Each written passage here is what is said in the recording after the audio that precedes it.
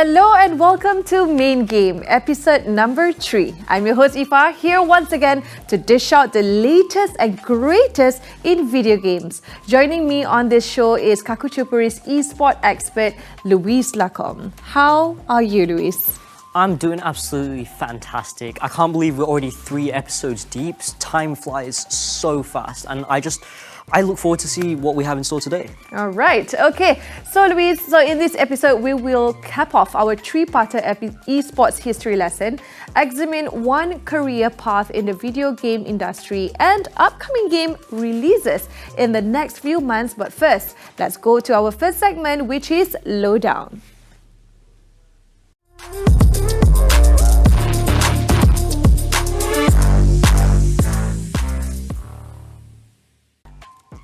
All right, so Luis, what is the difference between a game publisher and a game developer? Well, game publishers ship and market the game. Game developers are the ones that actually create, design, program the game itself. Kind of like how film distributors and film production houses ship and make the films themselves. Okay.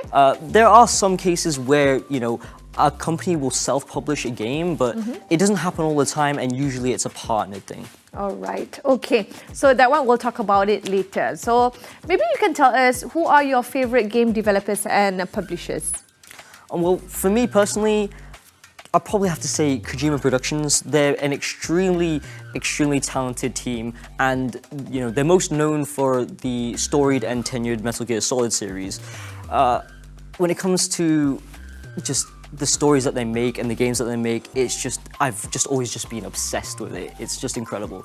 As for game publishers, I would probably have to say Activision, purely just off of the basis that I just grew up playing Activision games. It just so happened that every game that I played was an Activision game. So just by default, I would have to revert to Activision. All right, Activision. All right, thank you, Luis. And right now, let's talk about one career path in gaming, featuring the lowdown from one of the world's more prolific game companies, Double 11.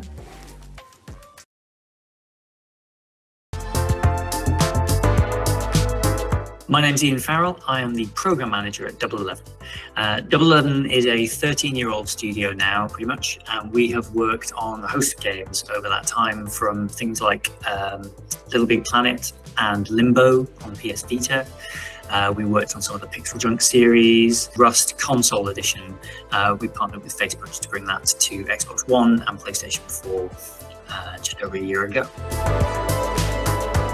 Yeah, so historically we were a very technically led studio. So our founders were former programmers at places like Rockstar and Rare. And so you start with kind of what you know when you start your studio. And so we were technical partners early on.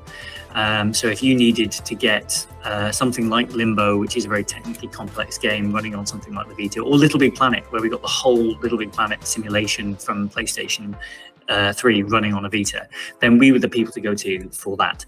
And then gradually over time, those projects expanded in scope. And so when you start to contribute to something technically, like we did with Prison Architect, where you bring that over to a different platform, getting the game running on a console is part of that, but then also you need to start to think about tailoring that experience to the platform it's going to go to. So we talked about this a lot with Prison Architect and RimWorld specifically, because they're simulation games, but whereas on PC you're very close to a screen, on a console you're naturally a bit further away.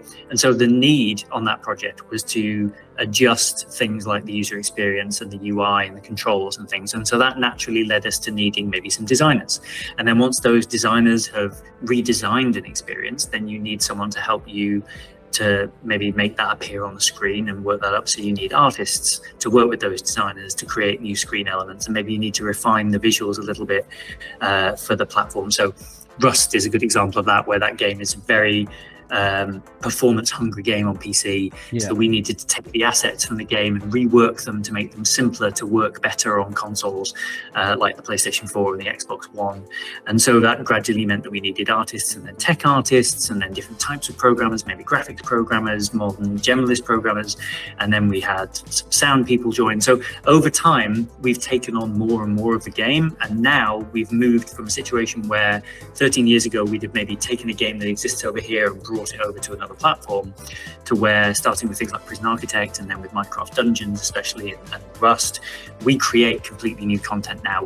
We either pitch that into the partner and then it becomes new content that players get to play, or in the case of Rust, actually we oversee and manage that, pitch it internally, and then deploy that stuff and bring those updates out.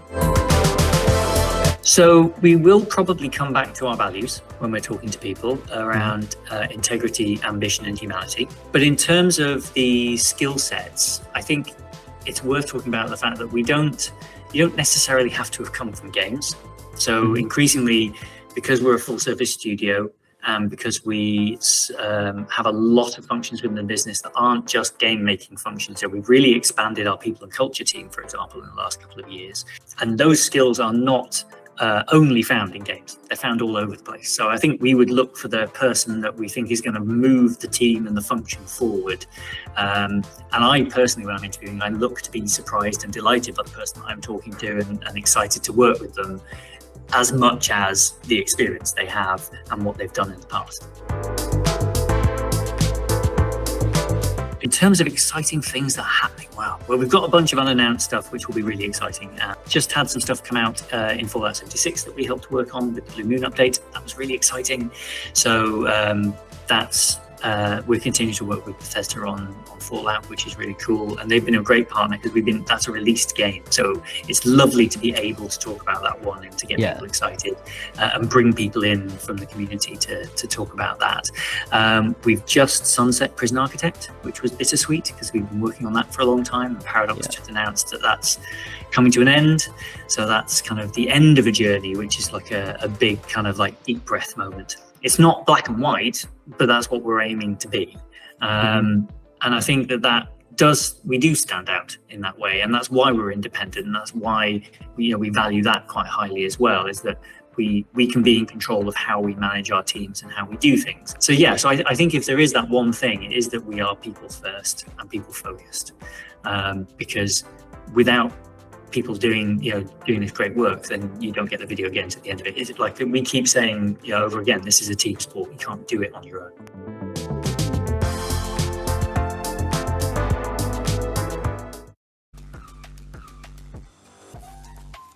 That was an awesome interview. So Luis, I understand that you were the one who did the interview. So maybe you could tell us how was it like, like talking to the program? Easy to talk to. He just seemed like a really, really nice guy just in general.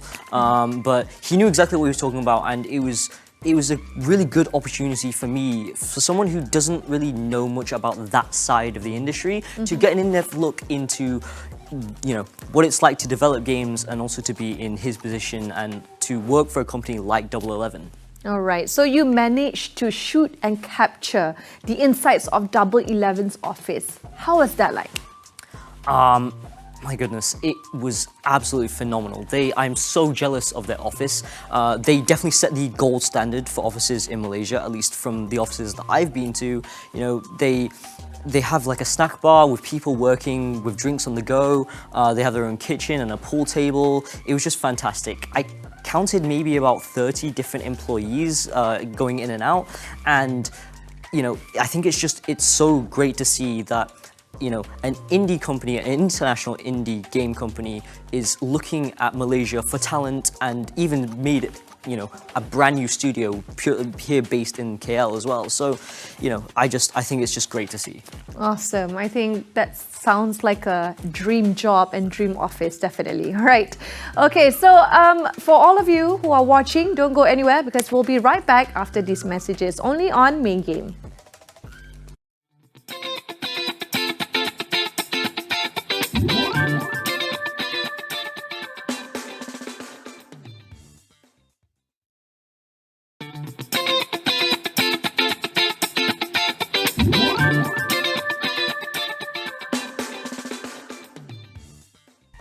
And we are back. So we've talked about the beginning and middle of esports. Now we've come to the home stretch. Here is part 3 of the history of esports.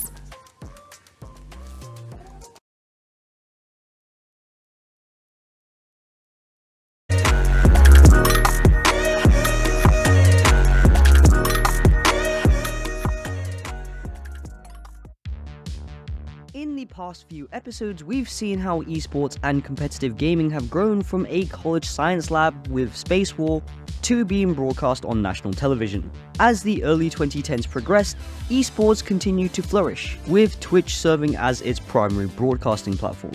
But a gaming platform for competitive showcases can only go so far without major game publishers backing it up with solid games. Games that have huge communities, easy to learn but hard to master team-based mechanics, and simple to follow action on screen. Luckily for us, there was one Goliath company that spearheaded the genre that would dominate esports' viewership for the next few years: Riot Games. In 2009, Riot released a game that would tick all of the boxes for a successful broadcasting esport: League of Legends.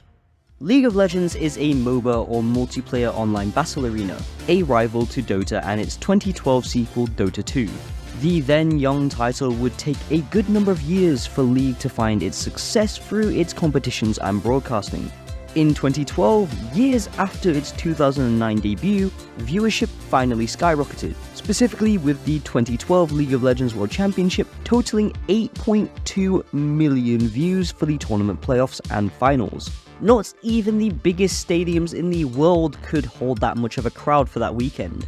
This newfound exposure helped fuel the exponential growth of esports, attracting more investment, larger prize pools, and mainstream recognition. No sport can survive for long without hallmark moments that transcend its niche. Like with football, baseball, and basketball, you have iconic moments like 1974's The Rumble in the Jungle, 1980's Miracle on Ice, or even names like Michael Jordan to be ingrained into pop culture. For esports, we have moments like Evo Moment 37.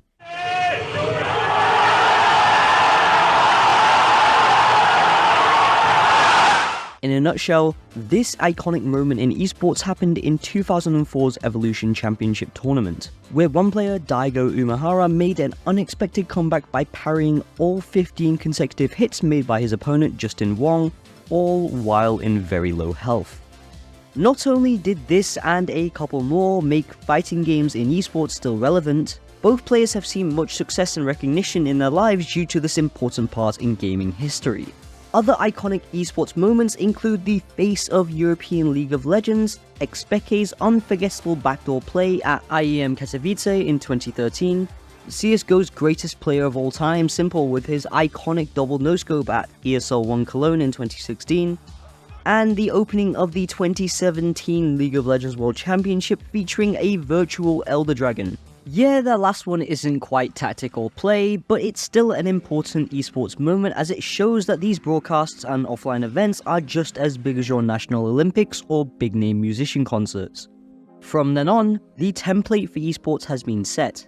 The games may come and go, but the live streams and offline aspects still remain. How about on the educational side of things? Do colleges and universities recognize esports as more than just people playing games? The answer is yes, they do. This particular subgenre of sport has been legitimized and recognized by universities and educational bodies across the globe.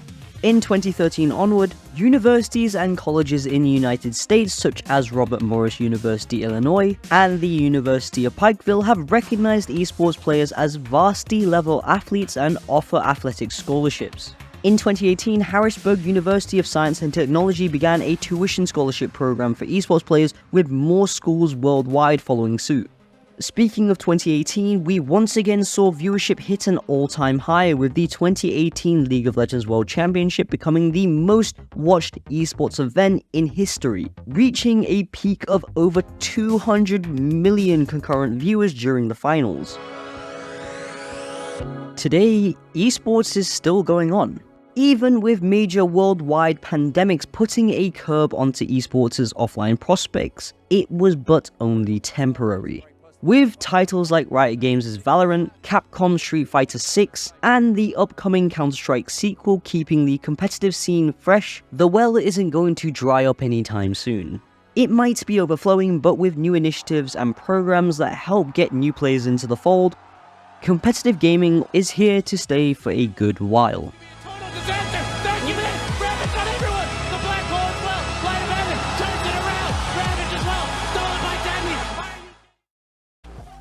That was a great look at esports. Not just this part, but also the previous two parts that came before. It's so amazing to see how competitive game has evolved throughout the ages. Don't you agree, Luis? Yes, 100%. There's just something about seeing how esports has come up so humbly from when there was no money and people competed purely out of passion to where it is now, where some players are on million-dollar contracts. It's just completely insane, and it's something that even if all the money disappeared tomorrow, people would still be competing just purely out of love and passion for video games. All right. Okay, so Luis, previously I asked you about Valorant and MOBA's game that have been around for very long.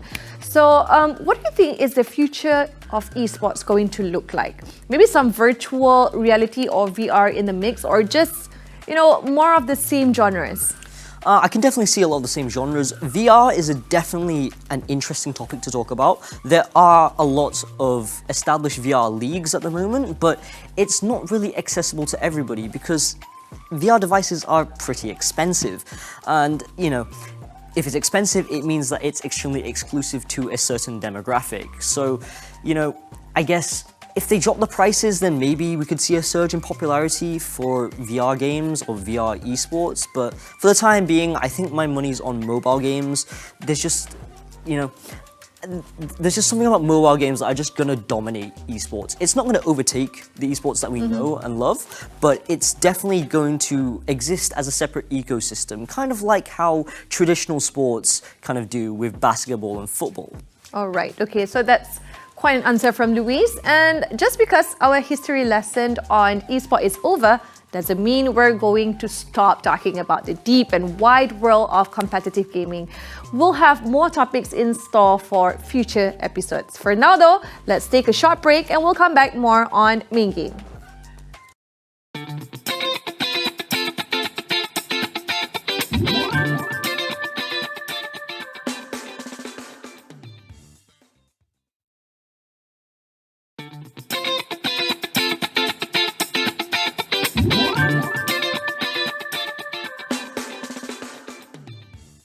Alright, let's lock and load for our final segment for this episode of Main Game. So, recap of last two episodes, Street Fighter 6 and Diablo 4 action. Maybe you can tell us, Luis, about the upcoming games. Yeah, definitely. Diablo 4 and Street Fighter 6 were definitely two of the biggest games to come out this year, but there are a ton more that we can expect later in this year. Some that I'm definitely looking forward to, and that we'll probably see in this next segment. Alright, okay. So Kakuchopurei's disembodied voice, Jonathan Toyat, will be talking about the latest games from late July until September. Take it away, John.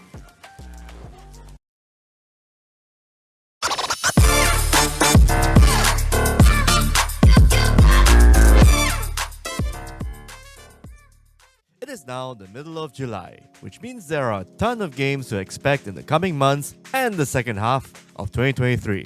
Yes, we had Hi-Fi Rush, A Space for the Unbound, Honkai Star Rail, Street Fighter 6, Diablo 4, and Final Fantasy 16 headlining the first half.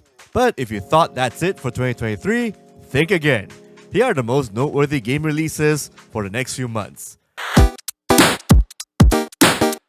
First up is Armored Core 6, Fires of Rubicon for PC, Xbox, and PlayStation consoles. Armored Core 6 put you in the shoes of a pilot. In charge of a giant robot of your choosing, you can dolly up your giant mecha called Armored Cores, kit it out with the best equipment and weapons, then proceed to defeat enemy robots and other sorts of mechanical monstrosities you'll find on the planet of Rubicon 3.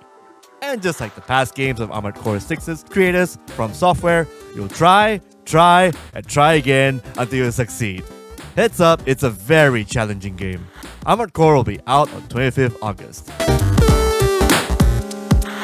Next is Baldur's Gate 3, an epic role-playing game made by Larian Studios. The RPG lets you play as a group of adventurers who have to deal with an evil fantasy creature race problem that plagues the land of Faerun.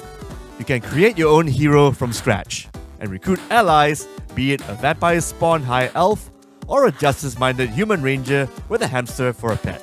Baldur's Gate 3 will be out for PC this 3rd August.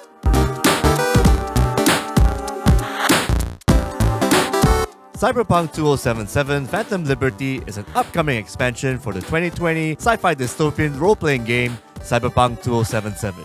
This new edition of a game is a spy thriller adventure where you go on high-stakes missions of espionage to save the new United States president. Also, the game stars Keanu Reeves and Idris Elba, so that's your star power. Your head. Gotta put it to someone's head. Pull the trigger. Phantom Liberty, such a cool title, will be out for PC, PlayStation, and Xbox consoles this 26th September. Last but not least is Starfield, the long-awaited sci-fi role-playing game from Bethesda Game Studios. Set in 2330, you create your own spaceman or woman as you join a space explorer group called Constellation. You seek rare artifacts throughout the galaxy and navigate the vast expanse of space. This upcoming RPG features space drama, space romance, spaceships, space bugs, and a lot of other features and discoveries involving the far reaches of, well, space. Starfield will be coming out for PC and Xbox consoles, as well as Xbox Game Pass as a Day 1 exclusive on 6th September. And those are the big titles to watch out for these next few months. Stay safe out there and keep gaming, fellow viewers. Whoa, okay, that's a lot of games coming out in the later half of 2023. So, Luis, which one are you looking forward to the most? I would probably have to say Starfield. As a massive fan of role-playing games or RPGs, I just love any game that Bethesda specifically puts out, from the Elder Scrolls franchise to the Fallout franchise. So it's called Starfield. Starfield. I saw that was one of the last one in the video just now. Okay, so I'm not so sure if Jonathan noticed, but he seems to have, listed a lot of role-playing games in the upcoming list. Maybe you can tell us what is your favorite role-playing game, and I'm not talking about the action RPG kind like last week. I'm talking about the more traditional and story-heavy kind. It doesn't have to be the ones on the previous video, of course. Yeah, I mean, obviously, as I mentioned just now, Starfield's done by Bethesda, and Bethesda is definitely one of my favorite companies when it comes to role-playing games specifically. If I had to pick one of my favorites, it would be one by them, which is Skyrim. I've spent so many hours playing Skyrim. I've replayed it multiple times. There's just something about just how in-depth the world is. There's so much world building, there's so much lore that you can learn about the game. It's a universe within a universe. It's incredible. I love it. So, Skyrim is a choice? Yes. Okay. All right. So, thank you so much, Luis. And that is all for this entry of Main Game. As to what's in store in the next few weeks, we will take a look at more viable careers in gaming and esports, a dive into game genres we know and love, and maybe review a game or two. Until then, I'm Aoife. And I'm Lewis. And thank you for watching. May you score eternal critical hits in your role-playing sessions. Goodbye.